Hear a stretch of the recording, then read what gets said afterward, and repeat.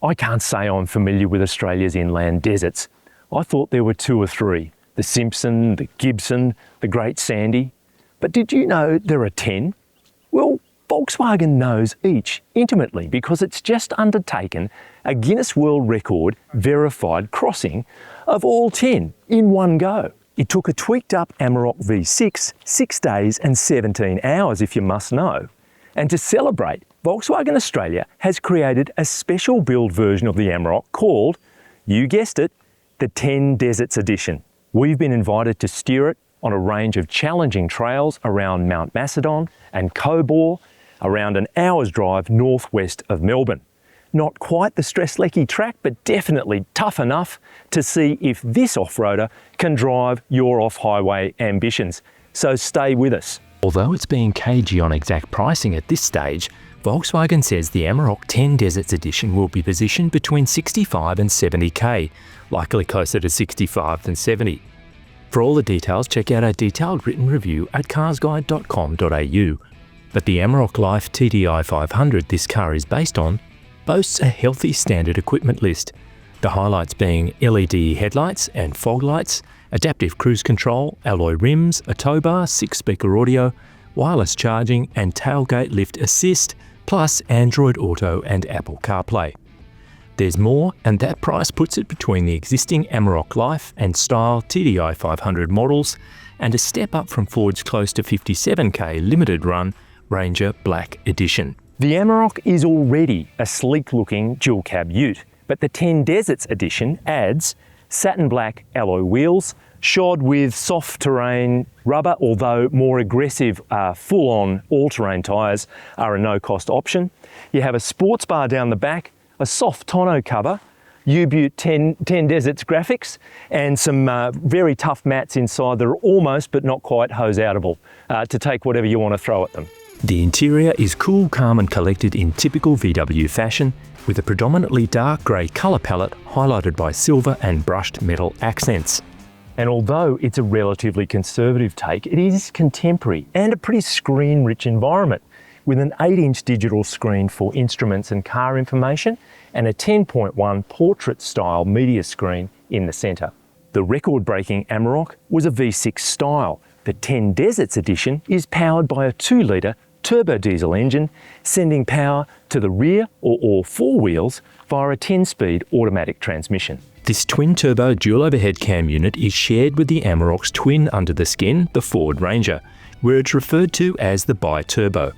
And the selectable all-wheel drive system features 3 driving modes, 2H, 4H and 4L, and there's a mechanical rear diff lock. At just over 5.3 metres long, at a little more than 1.9 metres wide, the Amarok lives within the same dimensional footprint as key competitors like the Ranger, Toyota Hilux and Isuzu D-Max. Up front, there's plenty of breathing space and good separation from your co-pilot. Then in terms of storage, there's a shelf or a bay in the door with room for bottles, a couple of cup holders, bottle holders in the centre console, a deep box between the seats.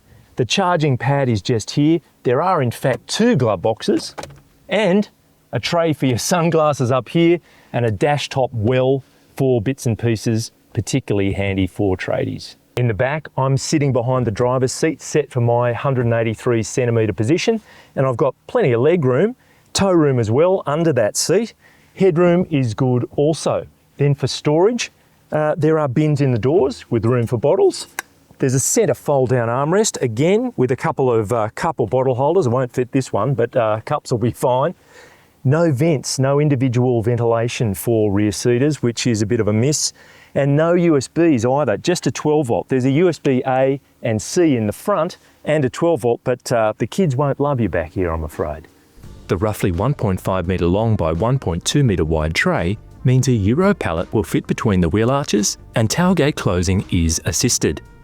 Maximum towing capacity for a brake trailer is 3.5 tonnes, 750 kilograms unbraked, and a full-size spare is on board.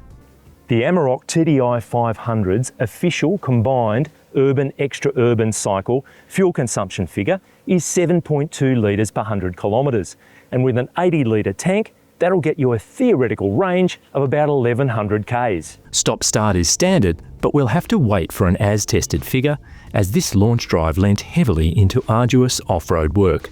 So here we are on the road, on a B road, and this car is just effortless and easy to drive. Power isn't spectacular, but 500 Newton meters in terms of torque is pretty handy, and the peak is available at just 1750 RPM, right where you want it. So it's, as I say, effortless to drive. So standard suspension is independent by double wishbones up the front with coil springs, but you've got a live rear axle and leaf springs at the back. And on this road, it's a little bumpy. You can feel them. It's a fairly firm suspension, but it's not too bad.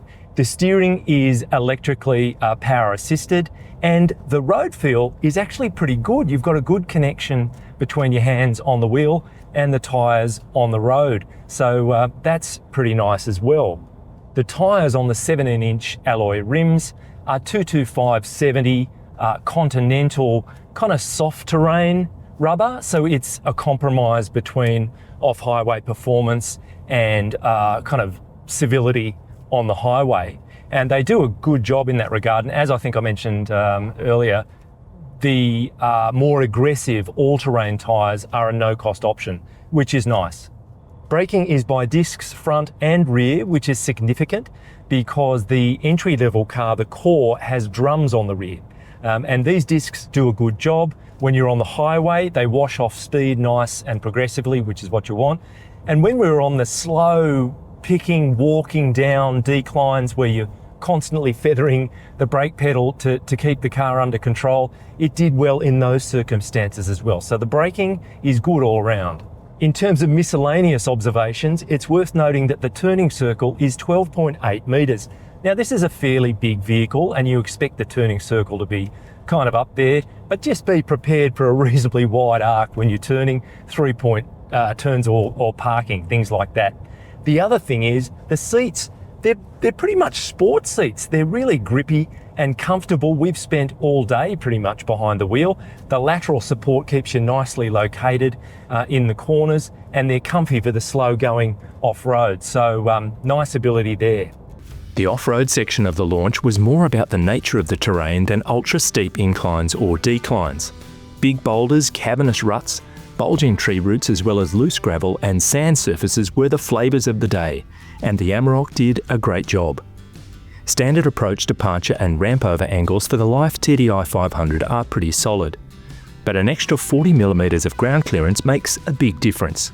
Worth noting, the 10 Desert Edition held its own with the more heavily modified V6 style that set the record, which we also had a chance to steer. With around 80 kilograms less weight on the front axle, the four-cylinder feels agile and eager in the rough stuff, and we saw some impressive axle articulation as the suspension and drive systems helped the Amarok pick its way through the most difficult sections. We stepped our way through two-wheel high, four-wheel high and four-wheel drive low, pulling in the diff lock only when things got hairy.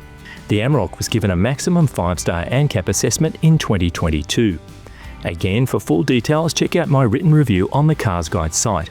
But active crash avoidance tech includes AEB, lane keeping assist and lane departure warning, adaptive cruise control, rear cross traffic alert, blind spot monitoring, hill descent control, tyre pressure monitoring and more. If a crash is unavoidable, there are 9 airbags on board, including a front centre bag to help reduce the chance of head clash injuries in a side-on crash. There are top tethers and ISOFIX anchors for baby capsules and/or child seats on the outer rear seat positions only. Volkswagen covers the Amarok with a 5-year unlimited kilometre warranty, which is expected in the mainstream market. Service is recommended every 12 months, 15,000 kilometres, which is pretty handy. And the price averages $360 for the first 5 years, which is competitive for the category. Fixed price 3 or 5 year plans are also offered, which bring a modest discount and locks in the pricing. 12 months roadside assistance is complimentary, renewed for another year each time you service the car at an authorised VW dealer. It's been developed with adventurous four-wheel drive enthusiasts in mind, but we don't know exactly how much it's going to cost. However, we do know that it's super capable in the rough stuff. This package works brilliantly well. Ich liebe die Ute.